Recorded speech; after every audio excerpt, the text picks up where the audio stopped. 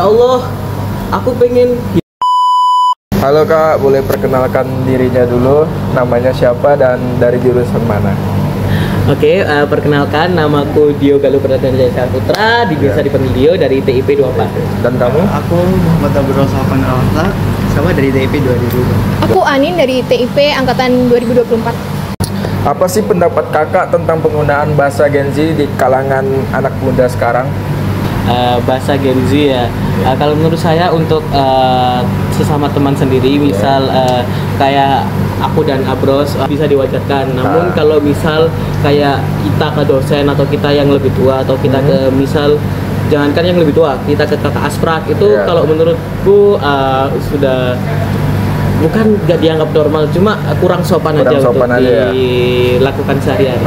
Karena semakin berkembangnya zaman, tentu bahasa kan juga semakin berkembang. Jadi sekarang anak-anak Gen Z, generasi kita juga pada menggunakan bahasa Gen Z, di mana itu bisa membuat mereka lebih nyaman berkomunikasi, mengekspresikan diri. Cuman tetap harus ditata cara bicaranya agar tidak menyakiti perasaan gitu.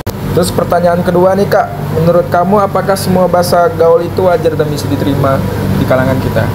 Untuk semua bahasa gaul wajar itu wajar ya di kalangan kita ya, seumuran gitu. Jika balik lagi ke yang itu tadi, kalau digunakan ke orang yang lebih kita hormati itu wajar. Wajar ya? Gak wajar? Wajarnya wajar kalau digunakan seperuntukannya gitu. Oke. Kita harus pinter-pinter menyaring nih, ada bahasa Gen Z yang wajar diterima dan kurang wajar. Contohnya yang wajar kayak misalnya kita menggunakan istilah FOMO, fearness of missing out, kayak gitu nggak apa-apa, kayak ya kece gitulah. Tapi untuk kalau kayak anjir atau apa terus kita bicara ke orang yang lebih tua atau mungkin didengar orang yang lebih tua kan juga nggak enak. Jadi kayak kita harus bisa memilih bahasa tersebut mau digunakan saat apa. Dan terakhir nih Kak, gimana pendapat kakak soal hubungan antara bahasa Gen Z dengan nilai-nilai Pancasila?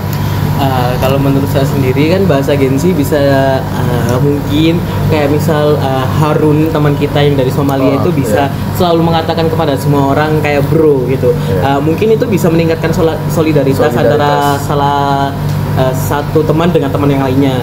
Tapi bisa juga dianggap sebagai apa ya hitungannya ya, kayak misal kalau dalam teologi agama itu kayak bahasa Gen Z itu terkesannya agak gimana, kayak misal kamu minta doa ke Tuhanmu, ya Allah aku pengen gini gitu kan, gak terlalu sopan lah. Seharusnya emang ada adabnya tersendiri dalam menggunakan bahasa Gen Z itu tersendiri.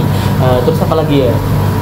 Oh iya, bahasa Gen Z juga bisa diartikan sebagai, mungkin bisa diartikan sebagai kebebasan berekspresi, tapi jangan sampai hate speech, karena menurutku ya hate speech bukan kebebasan berekspresi. Udah gitu aja. Terus kakaknya?